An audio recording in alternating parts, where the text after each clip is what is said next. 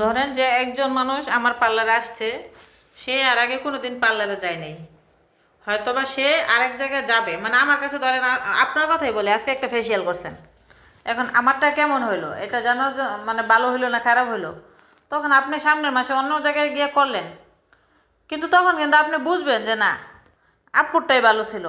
আবার ধরেন একজন মানুষ অন্য জায়গায় 10 বার 20 বার ফেসিয়াল করছে, সে আমার কাছে আসলে সে জীবনে মানে বাংলাদেশে যে প্রান্তে থাকুক বুঝতে পারবেন।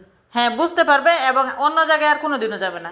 এখন আমি যদি দূরে কোথাও থাকি, আম্মা যদি ফোন দেয় যে ক্লায়েন্ট আসছে, আমি বলি যে জিজ্ঞেস করো আগে আসছে কিনা।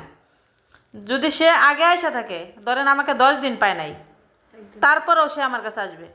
আর ধরেন যে আসে নাই, সে জানে না আমার কাজ কেমন, সে হয়তো বা চলে যাবে আর আসবে না, বা আসলে আসতেও পারে। বা যেমন আপনাকে কিন্তু আরেকজনে নিয়ে আসছে, আপনার কিন্তু কনফিডেন্স আছে। যেমন যে নিয়ে আসছে, তাকে যে নিয়ে আসছে রুমি, রুমি তো আমার পার্লারে প্রায় 6-7 বছর ধরে আসে।